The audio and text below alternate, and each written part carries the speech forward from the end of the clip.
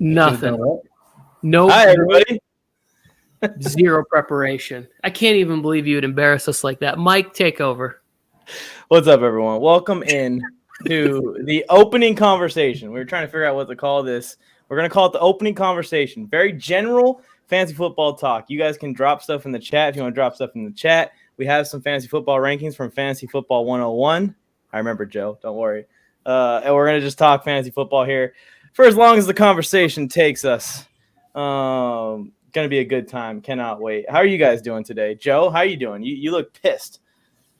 I look pissed. Why would I? Yeah, you're like this. I went and saw the new Minions movie this morning. Oh, snap. Costco.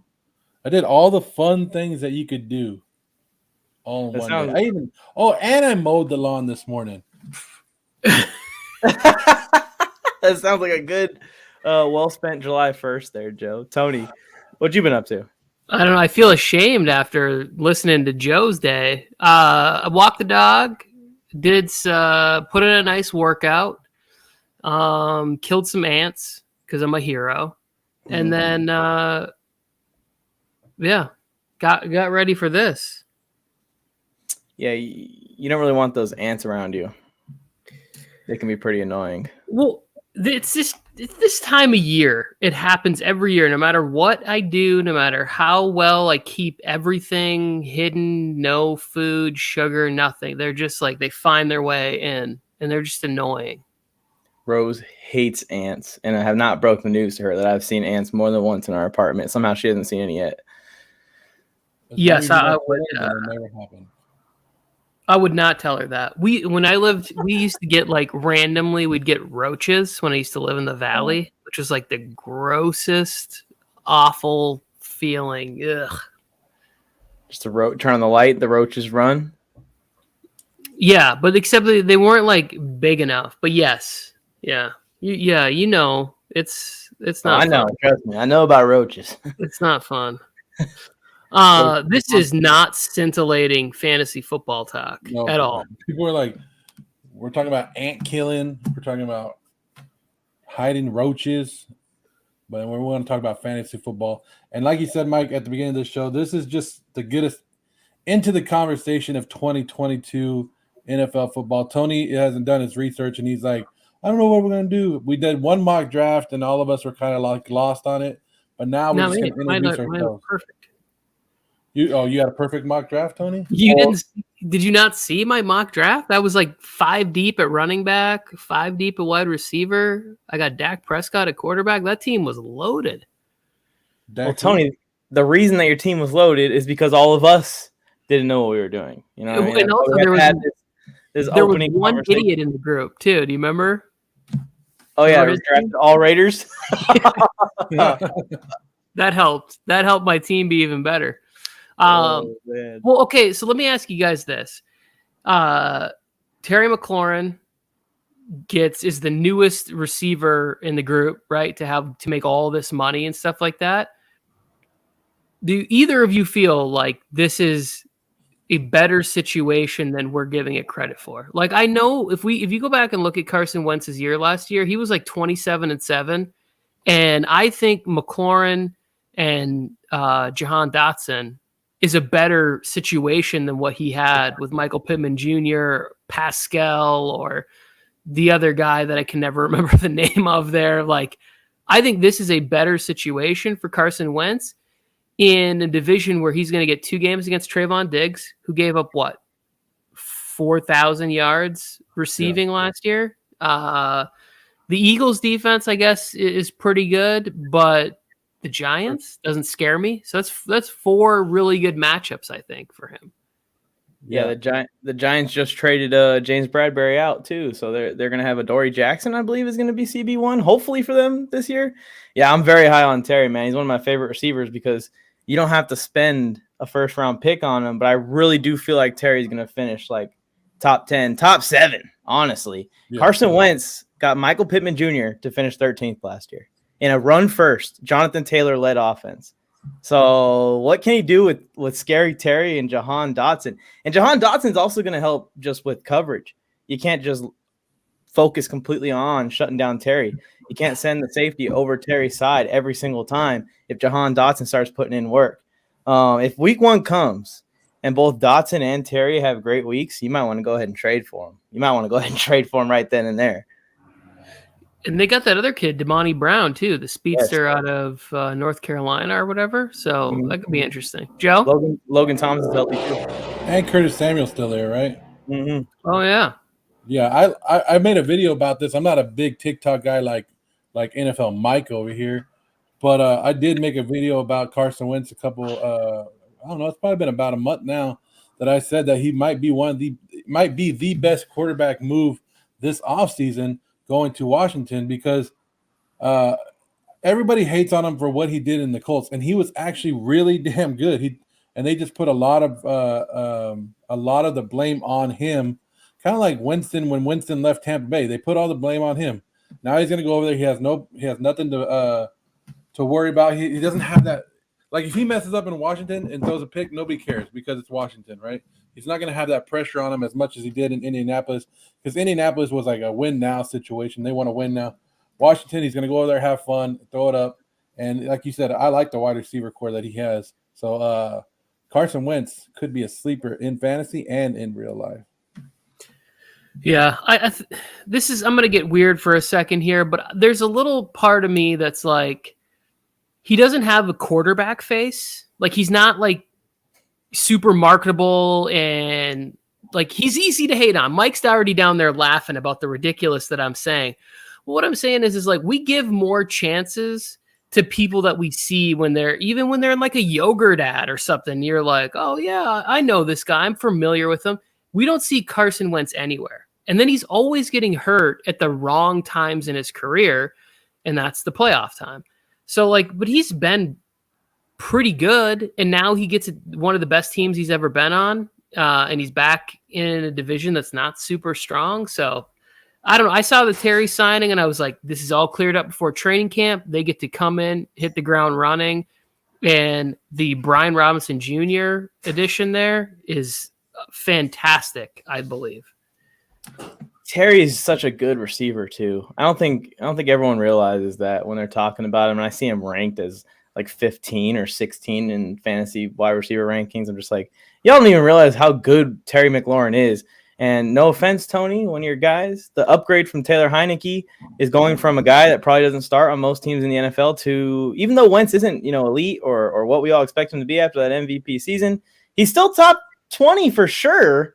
And right around the average mark in the league. So you're going from non-starter to average, and Terry already was shining with the guy who's kind of just playing free ball out there, just playing USFL football in the NFL, basically.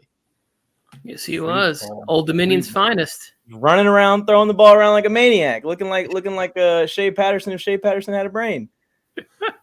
Ouch. My definition of free ball and your definition of free ball are not the same, Mike.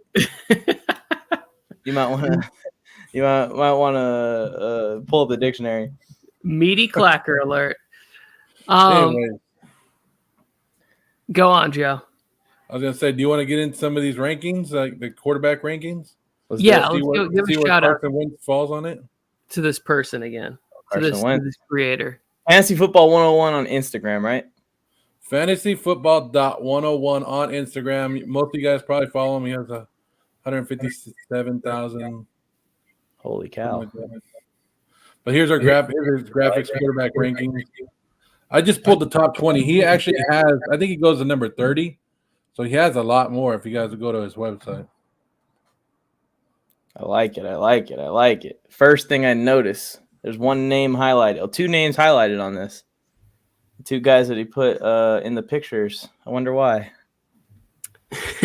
That feels really low for Joe Burrow in that offense, right? Like we got to remember, like that's year 1 of Jamar Chase. T. Higgins missed a few games. Like, or is he getting a downgrade because they lost CJ Uzomah? Like Deshaun Watson being that high? I mean, that's going to bump up Joe Burrow to top 10 at least because I don't think Watson's playing this year. Yeah. I feel like I could see Burrow outscoring Dak or Stafford or Brady. Brady was QB3 last year. We always sleep on Brady. Like, oh, the stats are going to go down eventually. They're going to slow him down a little bit eventually. He never does. Yeah. Joe, I know there's one that Joe's got to be hating on this list, and I want Joe to say it before I do. That I'm hating on it, and why either there's a couple I'm looking at. One, number 17, Tua's on there. He's not even close to the top 20. What the hell is he doing? Even close to a list. Derek Carr, number 15. Okay, this is where I don't get, because people are gonna love Devontae Adams in fantasy football. They're gonna love Hunter Renfrow. Well, there's gonna be somebody throwing them the damn ball, right? If you're gonna love his weapons, you gotta love the quarterback.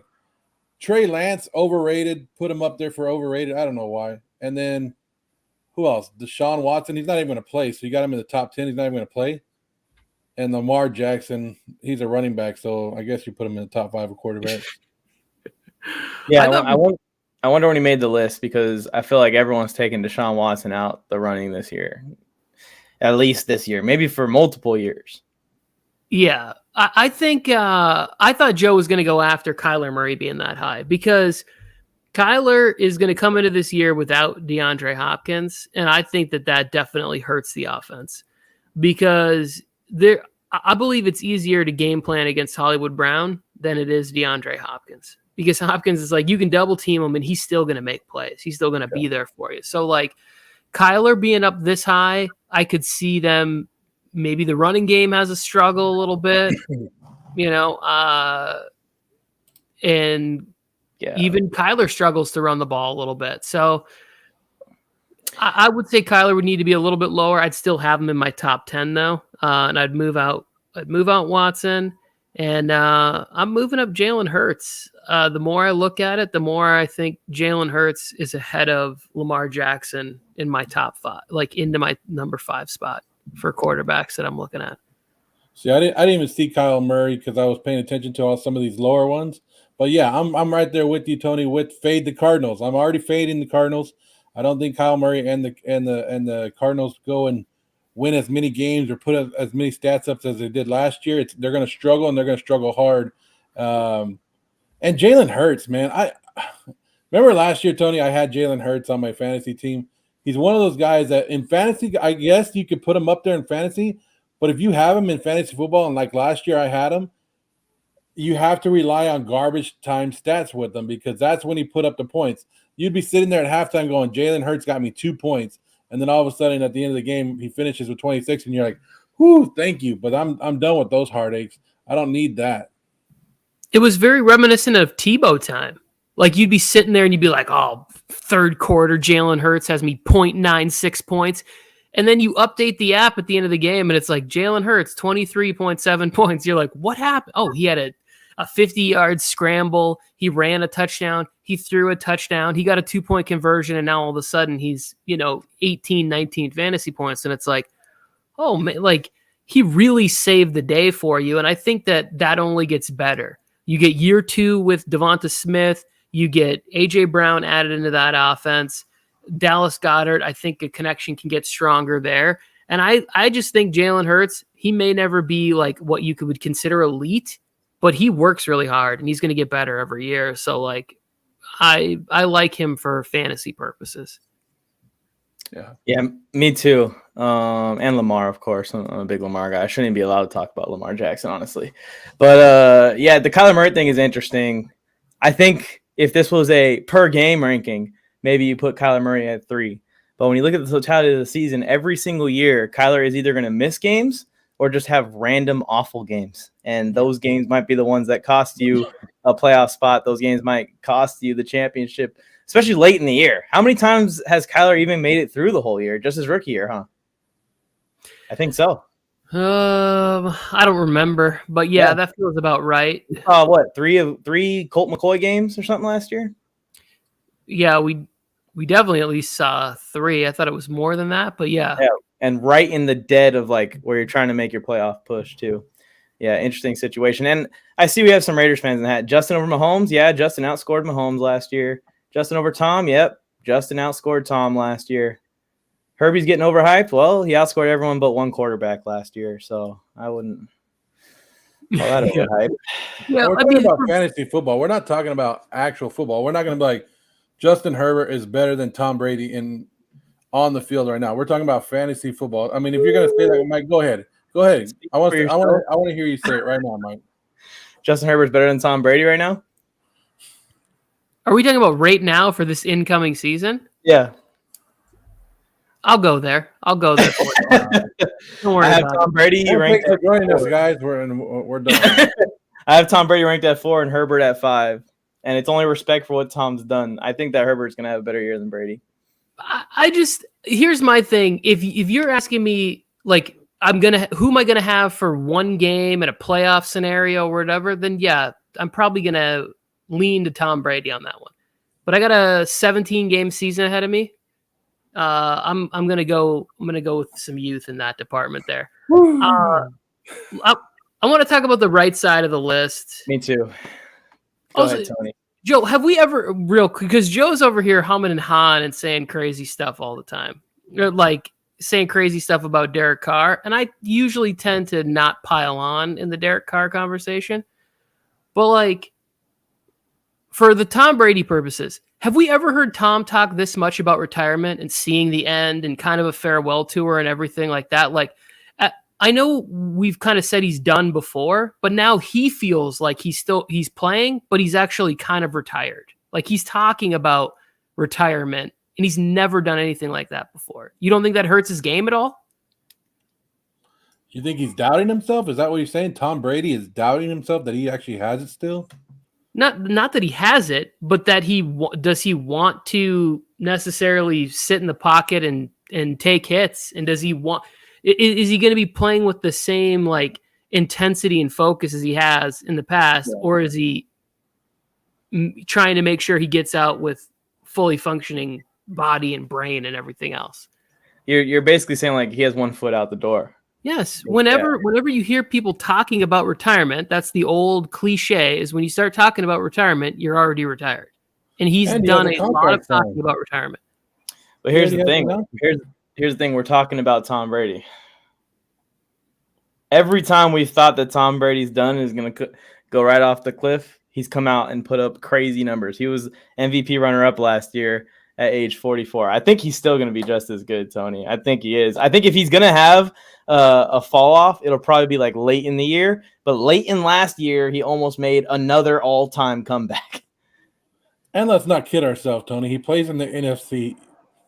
It's not going to have a lot of competition. The guy's not going to make the playoffs, and the Bucks as a team couldn't make a good Super Bowl run. What I'm saying is that like you're asking me for a 17-game season, who would I rather have? Oh, yeah. No, yeah, definitely. I'd rather have Justin Herbert for 17 games. If you're telling me I have to have one game to go to the Super Bowl or in the Super Bowl, then I'd probably lean Tom Brady in that scenario just based on experience. Yeah. Well, that's why I think he's probably bumped back to 9 here because these young quarterbacks are starting to do it. I forget where I have Brady in my rankings, but I have him somewhere similar. But I think I have him ahead of Dak.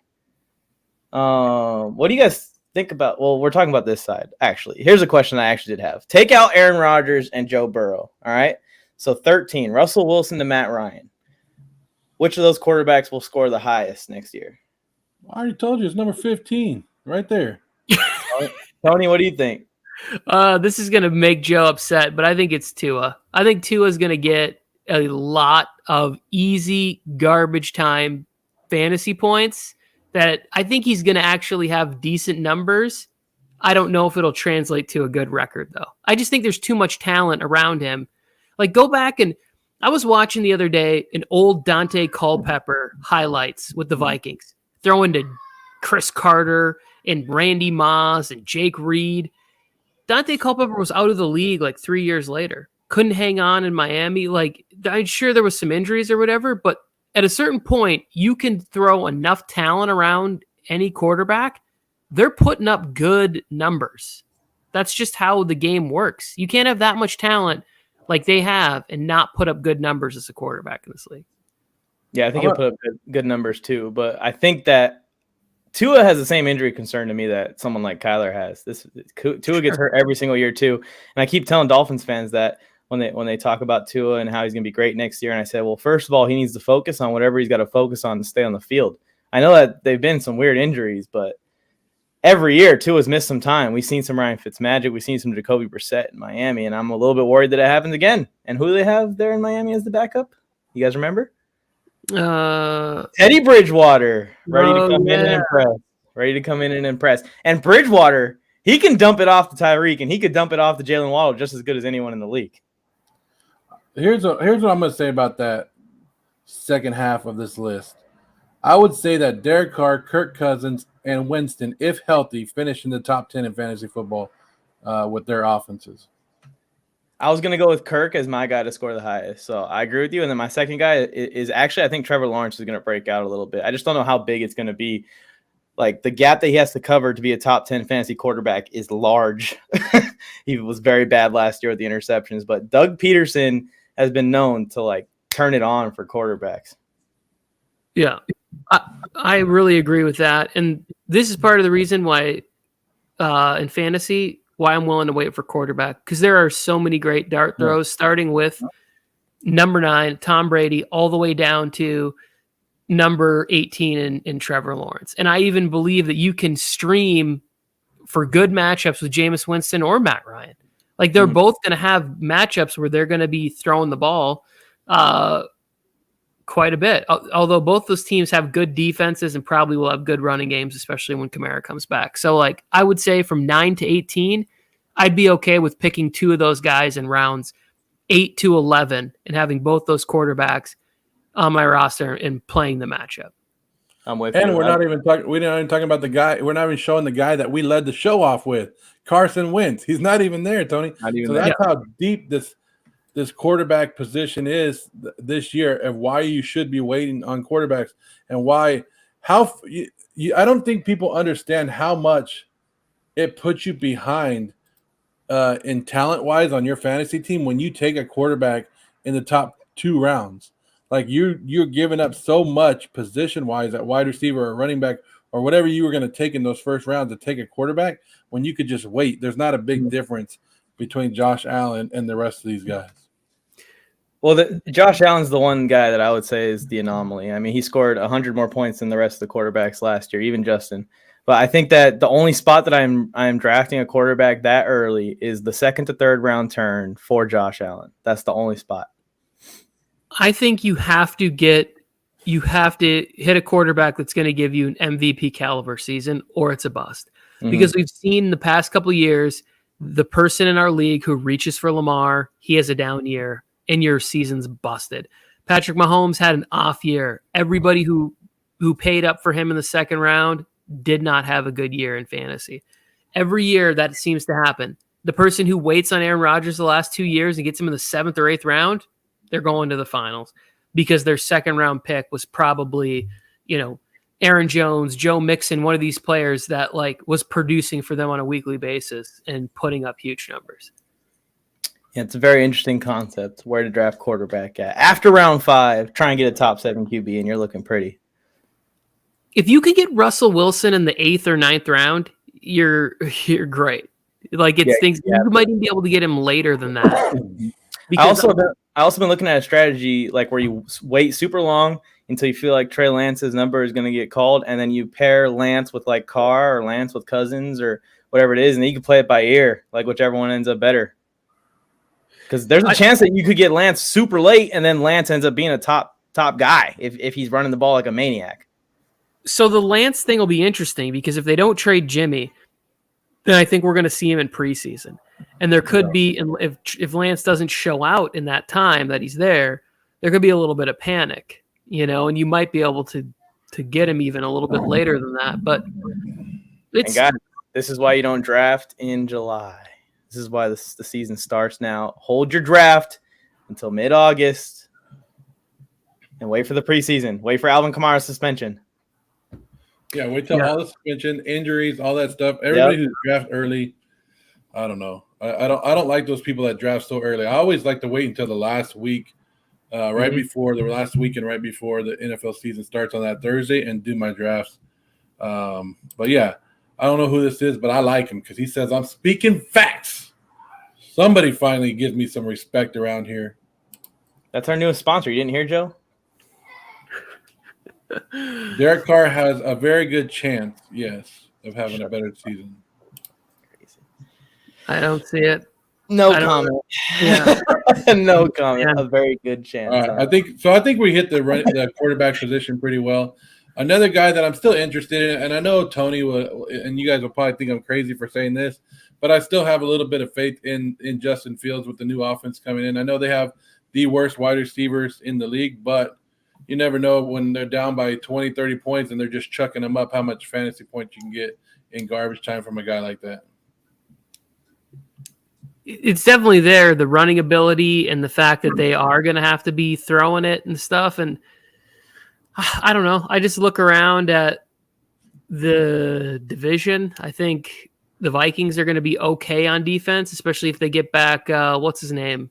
Daniil Hunter. Did he return there? Like, if they can get be able to generate pass rush, I think the Packers defense is going to be really good. And then I believe the Lions have stepped up their ability to play ball. So, like, I don't know. I'm not really trying to draft anybody from the Bears, and I love Darnell Mooney, but I'm not taking him before the, 8th, 9th round, even though he's going to be a wide receiver 1.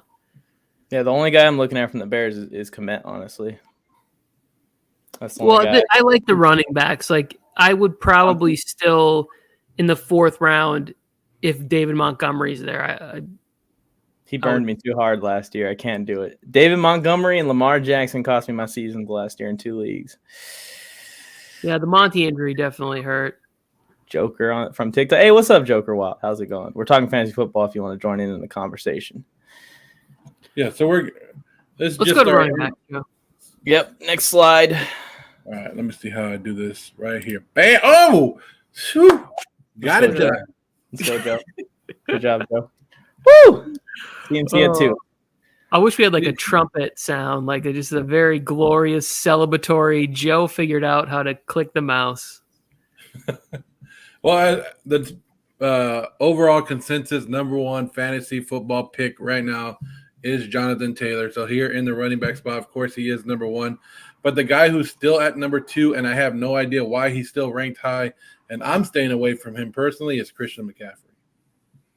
It's too much, Joe. You can't draft Christian McCaffrey at the 2nd overall pick this year, guys. You just can't do it. Even if Christian McCaffrey, if you tell me that Christian McCaffrey is going to play the full season, I probably still wouldn't take him at number 2 because I have no idea what the hell he even is anymore at this point. It's been so long since he's played a string of games. The thing that's so interesting to me is that I feel like McCaffrey is too high, but Saquon Barkley is way too low, right? Like, and they basically are suffering from the similar things, which is we're scared of them re-injuring their bodies, which takes fun out of fantasy for us. So, like, I think obviously if you take the gamble on Christian McCaffrey and he plays 15, 16 games for you this year, you're probably going to be, in or around the finals. You're in the playoffs for sure if he does that. But if you use that late 1st round pick on him and he doesn't, you probably don't recover from something like that. And so I think that's where you kind of want to balance, especially with an opportunity to get, other people who are also in good offenses who play more, who give you a little bit more. See, I'm looking at this list and some hate. Zeke Elliott, 16, that's crazy. And why are you going to move Barkley all the way down to 17th and not even touch Christian McCaffrey? That's some hate right there on Barkley himself. I think Austin Eckler is ranked a little bit too high. I'd put Cook ahead of him right now, maybe even DeAndre Swift, but I still have Eckler in the top 6. Yeah, that's what I was about to ask because Joker is saying that he'd have Eckler at 2nd. I think I have Eckler at 2nd. Tony, who'd you put at 2nd? Cook, Joe? I would put Cook, and I like DeAndre Swift this year. I like both of them up there. Tony, who'd you put at 2? So my top 5 is Jonathan Taylor, Derrick Henry, Najee Harris, Delvin Cook, and then I've been going back and forth on this because I had Nick Chubb there with Deshaun Watson, right? Like, I love the idea of having a really big time quarterback makes Nick Chubb even that much more dangerous. But now with Jacoby Brissett, it's like, well, then I'd rather have Joe Mixon in that offense than have Nick Chubb in that offense. Yeah. I think missing the 6 games with Alvin Kamara, he pushes him out of my top 5. Like if he does miss the 5 or 6 games, if not, he would have been there. But so I think right now I'm probably Joe Mixon at number 5. I like that. I have a similar top 5. I think I just have I have Taylor, Eckler, Henry, Harris, Mixon, with Cook at 6. I think that Mixon could be top 5 again. I think he could. Well, for him, it's health. It's not talent, right? Yeah. It wasn't talent coming out of the draft. Like he had some off the field trouble or whatever. And then it's always just been, can he string together 13 to 16 games? And last year he was able to do that. He was able to put together a bunch of really great weeks. Should have been considered for even like a second team all-pro type player. I tend to think that if I can't get Austin Eckler or better, I would almost go to a 0 RB strategy, right? Like if I was drafting my team today, and let's say it was at the end of the first round, and my options were to choose, like, do I try and get Alvin Kamara, DeAndre Swift, like maybe I swing back around for Aaron Jones or something as my RB1. But I might not be like that worried about going and getting myself, I don't know, Devontae Adams and Stephon Diggs as my 1 and 2, and then coming back around and maybe ending up with like Javonte Williams and Cam Akers as my running backs. Mm. Yeah, I think Fantasy Flojo. I don't think it's a bad strategy. I think Fantasy Flojo. I was going to ask you that, Tony and Mike. I was going to ask you both if Cam Akers was a little bit too low on this list. I know the injury factor last year, but when he came back and he was on one. So are we underestimating him because of that injury last year, and they put him a little bit low on that list because of that? I'm a little bit concerned with Cam with the fumbles. I don't know how much Sean McVay is going to hold that against him going into next year, but if Cam gets rocking and he's healthy, he's going to be a beast, man. And guys with questions of being in a committee, here's a fun stat. Last 5 years, 49ers leading rusher has changed every single season. They drafted the kid out of LSU, Tarian Price. And I've been looking at the depth charts. I've been looking at the beat writers. He's already second on the depth chart over all the other guys that were there, even Trey Sermon, who they drafted last year. So I'm a little sketchy on whether or not that's going to be another like committee for San Fran with Price winning it out towards the end of the year. Josh Jacobs, interesting situation with his contract, right? They didn't pick up his 5th option. Maybe they start to go to Zamir White a little bit, and they start splitting carries a little bit more. Saquon and Zeke, the injury issues. If Cam Akers is healthy, we could see him move up into the top 15 RBs. Yeah, and I think training camp and preseason stuff will shake out this list a little bit. Because I could see a scenario in which DeAndre Swift really starts to get some hype, and then he's solidified there somewhere in the top 8, and Kamara takes a little bit more of a hit depending on what the suspension is that he's down there. Let me on. Kevin wants to come on. Did you send him a link? I did not. And I think James Conner will slide a little bit further down this list, but Elijah Mitchell played really good to the point where I think he's going to get the first crack to be the back that gets 15 carries. Yeah, I'm not buying any 49er running back in the drafts anymore. I learned my lesson last year, taking those potentials, and like you said, it just goes back and forth on who they are.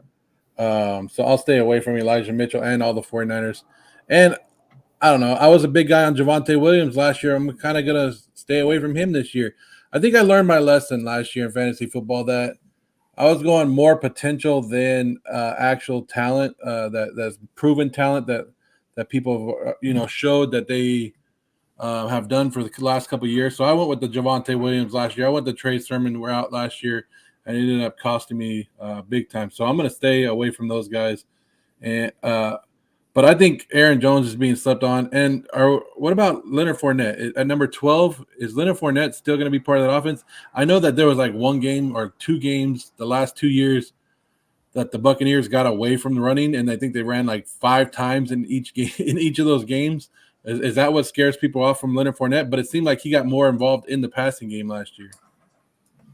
I love Leonard Fournette because he has those games where he is just a monster and he is just taking everything. He's getting the checkdowns from Brady. He's getting the carries up the middle behind that really good offensive line. And after those games, you know how I am with guys like Fournette and those mid-tier running backs, David Montgomery. I want to trade, and I want to trade for a wide receiver 1. That's why I love having guys like Fournette, Aaron Jones, A.J. Dillon, because I know that there's going to be like a string of games in there from weeks 3 to 5, and then I'm going to trade him in week 6.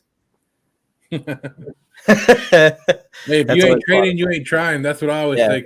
You guys know I like to trade. Here's 2 more guys I'd like to give a shout out to. One, I don't know how you guys feel about Cordell Patterson. He finishes RB9 last year. Marcus Mariota brings a little bit more dynamic play to the offense, and we're going to see them run the read option for sure. And 2, Travis Etienne, one of my favorite guys this year. What do you guys think about those 2 guys? And getting them in the middle of drafts and them finishing in this top 20 at the end of the year.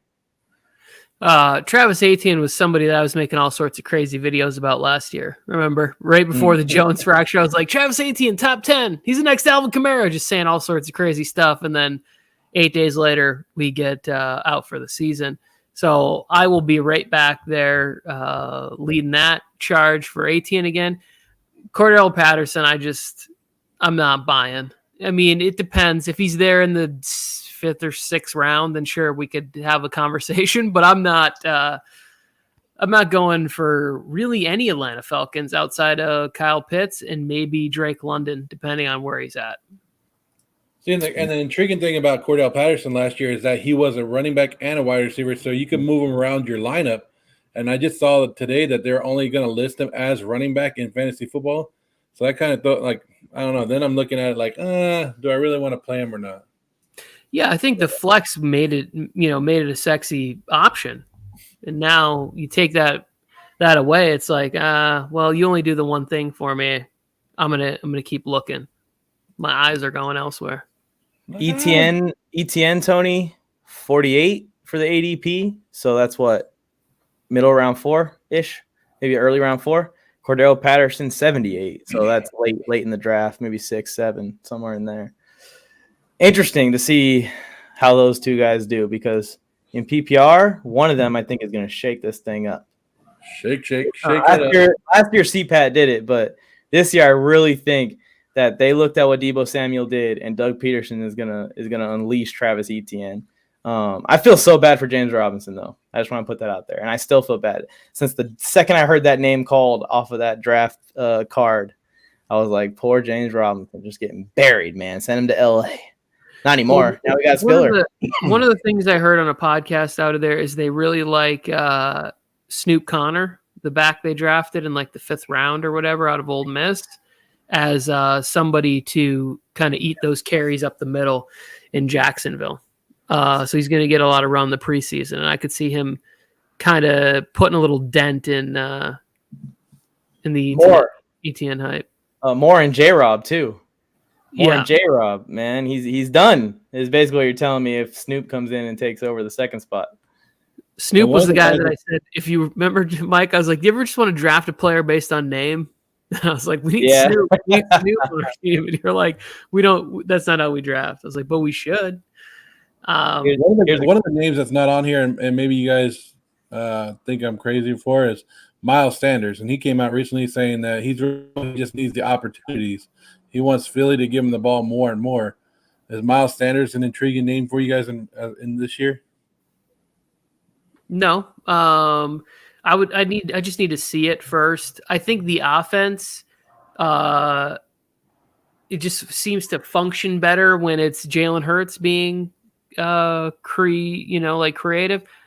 I've never drafted Miles Sanders on any fantasy team, and I don't think this year is going to be the first year that I do it. If he has a great year, I'm very happy for him, but he just won't be on any of my teams. Let's see what Kenneth Gainwell does, Miles. I saw a post where Miles Sanders is so mad at how much people are disrespecting him on these fantasy lists where he told people not to draft him. So I won't draft him. He told me. If you don't want me to draft you, then we won't draft you. Yeah, this is a good question, though. This is a good question. Do you think, I'll read it. Do you think Breece Hall belongs in the top 20? This to me, if I see him and he's number one on the depth chart, right straight out of the gate, I will be drafting him with inside the top probably 15 because of his skill set and in that offense. Mm-hmm. So like if I see he's number one in their backfield, I'm drafting him ahead of at least on this, based on this list we have in front of us, I would have him somewhere ahead of James Conner, right behind, maybe even ahead of David Montgomery. I'm also like not a huge Leonard Fournette fan. So like I would start looking at him in that spot. If you're telling me he's going to be the number one, because he can catch the ball and he can run. And if he's going to get 20 touches a game in an offense that's going to be needing to get some quick passes out, because we don't know if Mekhi Becton has gotten his act together and he's going to be able to play Pro Bowl level tackle, I would say he belongs somewhere in this top 20 to me. Yeah, I agree. I've been up and down on my opinion on Breece Hall, but the way that they invested in him like that after just getting a good season last year out of Michael Carter, I feel like Michael Carter had a great rookie year, just lets me know how high the coaching staff is on Breece Hall. You don't make that call and say draft this guy early in the second round unless you're really, really high on him at the running back position. So that makes me feel really good that they have some big plans for him this year. In the same breath, things that have eased me up a little bit is just looking at history with rookie running backs and how very rarely do we see a guy do what Zeke does in his rookie year. So I'll probably draft him if he's there and it's like I don't have anyone else there that I like, or I need a running back and that's the position of need for this pick and I don't have anyone else there that I like, but I don't think I'm circling his name. It's kind of an interesting situation with him, and I'm with Tony. I think I'm going to wait and see what he does in practice and in the preseason. If he looks like a monster in practice and in the preseason and all this hype is surrounding him, like I have no reason not to believe in him because the Jets organization invested a ton in him already. See, and there's two with Hall, and there's two other rookies that I'm looking at, and they're not on this list either, and that would be James Cook of Buffalo and Kenneth Walker of Seattle. Those are the other two that I would probably be like, they could finish top 20, top 15 in running backs in fantasy football as well this year. Yeah, I think Rashad Penny scares me a little bit because he was exciting down the end. Give your Houston Texans shout out, Tony. I don't want to steal it from you. I don't want to. I don't know. We don't talk about that. That's for me. That one's in the bag. That one's in the back pocket. I'm taking Damian Pierce in like every draft that I can get him because everybody goes, well, what about Marlon Mack? Sorry. Marlon Mack is not going to scare me off, especially down the end of the year when you need to get reps for a young guy that you want to be a potential part of your offense in year 2. Like get him out there. Like you also want to see like how is he in protection packages and stuff like that. They're going to need to get reps down the end of the year. I think Damian Pierce is one of those guys. If you're patient and he's just on your bench, you could have somebody that could dominate for you. Yeah, I'm with you, Tony. Keep an eye on what's going on in Houston, guys, because that running back position is wide open between Marlon Mack and Damian Pierce. Right now, the depth chart's listed Mack, Burkhead, and then Pierce, but there's no way that's how it finishes. Burkhead ain't going to be the second running back. Marlon Mack is a good football player. I love Mack. Yeah, I think he's been healthy. Yeah. Hit Marlon Mack and Gus Edwards. Both those guys, when you watch their tape, you're like, damn, these guys are really good running backs, but they just cannot stay on the field. Yeah. And so I'm going to get Damian Pierce, who's a big, sturdy running back who can catch the ball a little bit. Now, he's not great, but he can catch the ball a little bit, at least on what I saw at Florida. And then he can run between the tackles. They invested in the offensive line. Lovie Smith is going to want to play some defense and run the football. So why not Damian Pierce second half of the season? Let's See, do it. that's who's missing too on this list, huh? J.K. Dobbins. Yeah, it's just a weird situation because you want a chunk of that rushing offense, but I want to see what it looks like, and that's why this is all so early. I don't have my mind made up definitely on really anybody on this list, except for Jonathan Taylor and Derrick Henry and Najee Harris. I think that the Ravens are going to go for records this year, single season rushing as a team. Wow. I think they are. 17-game season. They traded their wide receiver 1 away. Lamar Jackson put on 20 pounds in the offseason. Not a bad 20 pounds. It ain't that kind of 20 pounds. It's a 20 pounds like I'm about to take a beating 20 pounds. They signed Mike Davis to a multi-million-dollar deal, I think $2 million deal. Like, that's such a random person. You could have picked up anyone out of the draft, anyone undrafted, but they got this power back Mike Davis to add to Gus Edwards and J.K. Dobbins coming back healthy. I think that they're going to run the ball like crazy next year. And remember, they had some of their most success when Lamar was younger and they didn't trust him passing the ball yet. John Harbaugh's probably just like, I'm tired of this trying to force us throwing the ball. It's going to be Mark Andrews or running it to somebody. Yeah, it's so weird. The reason I said wow is because, like, if you're Lamar Jackson and you're going to gamble on yourself and then your plan is to rush the ball 250 times this year for success, I just think that doesn't bode well in the contract negotiations for longevity. You know, he's like, I want guaranteed money, or I want, 6 years, $400 million. And they're like, yeah, but you just carried the ball 250 times and limped through the playoffs. So, But on the flip side, Tony, the last time he did that, he won MVP. Yeah, but then you're going to get the franchise tag at that point, and he's got to play to go through this plan that he's going through. He'll play out the 5th-year option, franchise tag. Now all of a sudden he's in year 7. You can only put on so much muscle and still be that fast and that quick. Yep. This isn't Street Fighter, or the Avengers.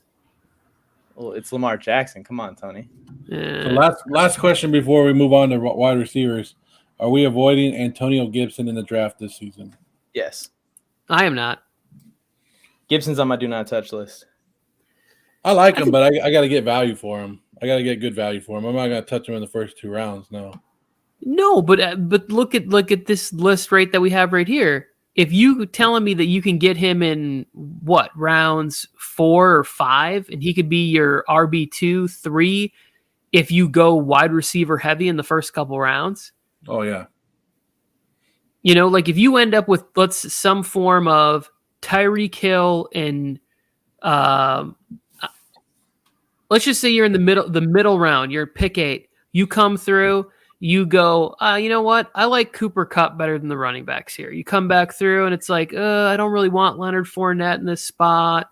I'm going to go with Tyreek Hill. Then you come back around. Now you get your first running back in round 3. That's going to be, I don't know,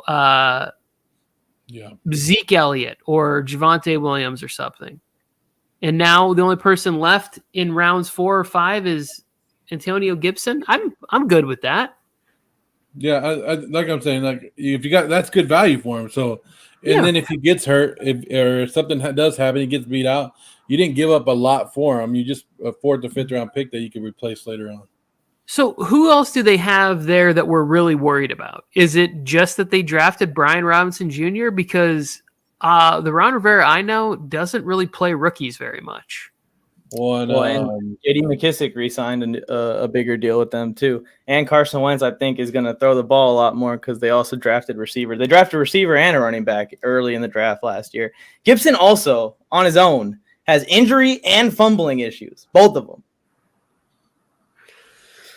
By himself. He doesn't even need a bad situation for himself and need them drafting a running back in the 3rd round and take goal line carries if he does do anything, or re-signing a receiving back and then also trading for a quarterback and drafting a receiver at 15th overall. So I'm not touching him. He's on my do not touch list. He's been on my do not touch list. Last year I didn't get him on any teams, not intentionally, and it worked out for me. I'm with Tony. Gibby's we gotta do this. Yep, there it is. Downfall is starting. No, break the whole thing here. Whatever, it works. It works. No Gibson. Let's move on. Receivers. Wow. We got 30 to look at here. Starting with the first put a little bit more on the wide receivers just because of how much depth, and most people run a 3 wide receiver league, so you're going to be drafting more wide receivers than any other you should be drafting more wide receivers than any other position, right? Because where you could play them, and especially if you're playing PPR, who's going to catch all these balls? These guys. What do you think about this top 3, Joe? I mean, Cooper Kupp, you can't argue with Cooper Kupp being the top wide receiver right now because of what he did last year. Justin Jefferson, bringing that Rams offense to Minnesota, I'm really high on Justin Jefferson, and I've been trying to grab when I'm in the back 5, back 7, so anything after 6 to 12, I'm looking at these top 3 wide receivers right here. I'll wait on Diggs, I'll wait on Lamb, but I'm looking at the top 3 wide receivers at the end of the first round for sure. Tony, what do you think about this top 3, top 5? I know. I'm going to assume this is a young person who put this list together, and no, he's got a lot of followers and his graphics are great. But the more I look at it, the more I'm just in horrible disagreement with what's going on here. I'm going through and I'm like, well, where's Mike Williams? Are you kidding me? What am I missing? Wait, is he not on here? Darnell Mooney's ahead of him. Robert Woods coming off an injury in which they drafted whatever. So then I'm just looking at it and I was like, well, they got Cortland Sutton, but they surely don't have 2 Brown. Oh, they got Jerry Jeudy at 19. DJ Moore, when we don't even know who the quarterback is there. Chris Godwin's going to miss some time coming back from injury. Amari Cooper might be playing with Jacoby Brissett. Okay. Thank you. All the hard work was put in. These graphics are amazing, and this is just one person's opinion. To me, CeeDee Lamb, I'm not taking him ahead of Jamar Chase. As much as I'd love to hate on Jamar Chase and call him a one-year wonder, flash in the pan, whatever, I get it. Legit, he's good. He's great, and he's in a really, really great spot. I'm not taking CD ahead of Deebo Samuel either. I think the conversation for me starts with that CD around at 7 with Tyreek there. Yeah, I'd have Chase over CD also. I like CD, but him being in the top 5 like this, I mean, end of first round, early second round, I'm not taking CD that early. There's no way. You got to worry about Deebo's injury issues, but if you tell me Deebo's healthy, he's probably going to score more points than CD also. I'm cool with having CD as my wide receiver 1, but I need to get him if I'm drafting early, I need to get him on the turn and into the 3rd round or something like that. I'm not going to be reaching on him like this and putting him in my top 5. Yeah, I like what you're saying there. If I'm at, let's say I'm picking at number 2 and I got Derrick Henry and then I came back around and at the end of that round I was able to get, I don't know, Aaron Jones or somebody, and then start of round 3, CeeDee Lamb is my wide receiver 1, then I feel great about it. I'm going through this list. I love that he put Mike Evans up there and Keenan Allen to finish off the end of round 1, because these are 2 players that are just consistently putting up numbers every year. No matter how much we try to write off Mike Evans, he's just there for you every year. But as I go down to the second part of the list, DeAndre Hopkins, he got a 6-game suspension. Am I right? Mm-hmm. Yeah. You still got to make the playoffs. So you're not drafting D-Hop ahead of AJ Brown, DK Metcalf, Terry McLaurin. What the fuck am I looking at right now? This is insanity. My situation, and I've already kind of put a rule on myself for D-Hop. I've been practicing in my mock drafts. If I have 2 running backs and 2 receivers that I already feel really great about, and D-Hop's there, I'll take him. But in any other situation, if my draft goes down any other way and I reach on a tight end, I make that mistake of reaching on one of the tight ends, and I don't have those 2 running backs, 2 receivers, I'm not touching them, even in round 5. I mean, like you said, you got to make the playoffs first before you can even use D-Hop. How about you guys think about this? Do what I just said earlier. Draft Leonard Fournette instead of D-Hop, and then trade Leonard Fournette for D-Hop when he's about to come back.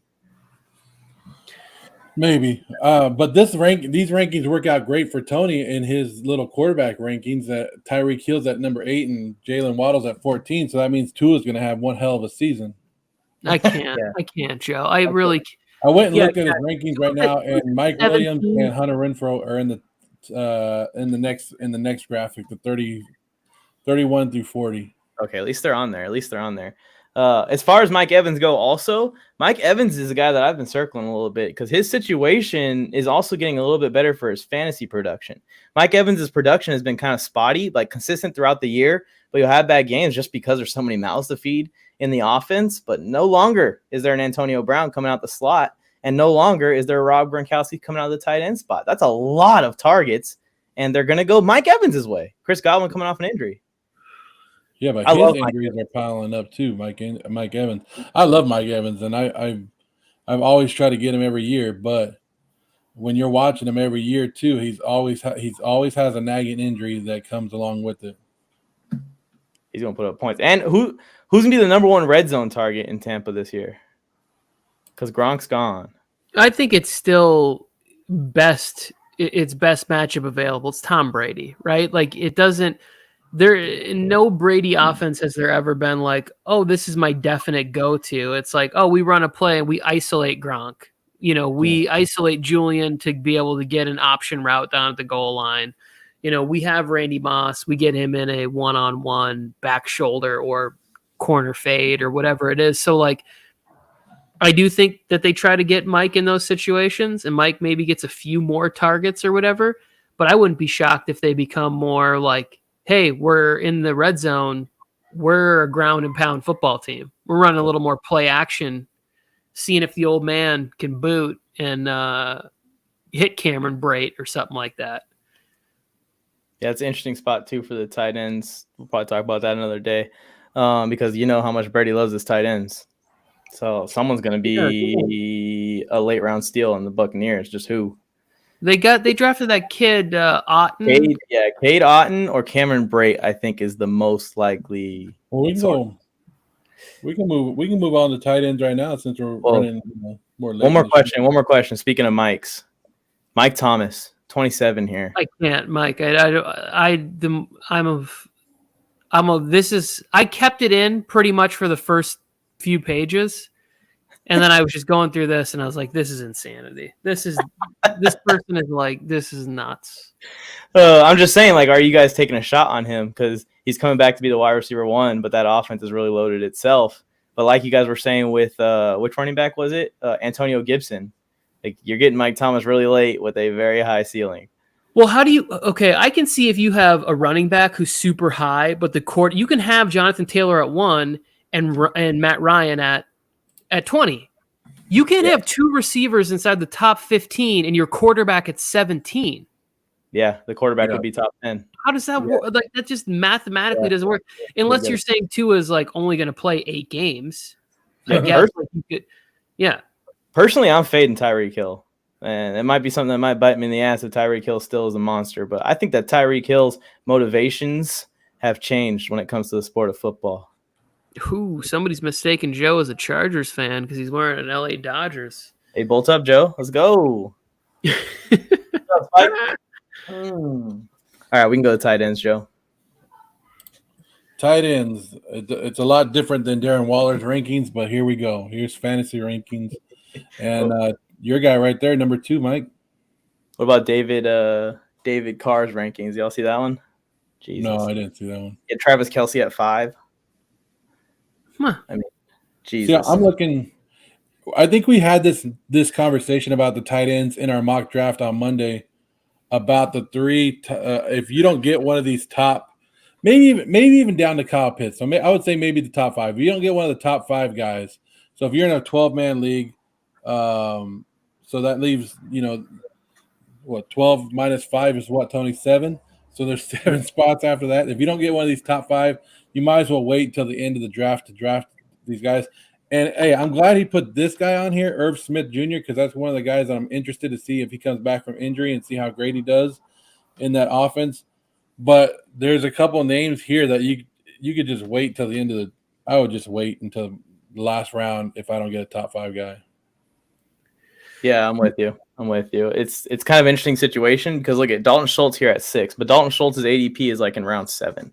So these tight ends after the top 5 are kind of all wild cards, and you're trying to pick which one has the best opportunity, really. Dalton Schultz is one that has a good opportunity. TJ Hawkinson is a very talented football player, but like he's had plenty of time to break out, and it's just not happening. Every time I watch him play, I'm like, this guy should be one of the best tight ends in football. And whether it's the quarterback, whether it's the scheme, whatever it might be, sometimes he just goes quiet and he disappears in games. Freiermuth could have a breakout year.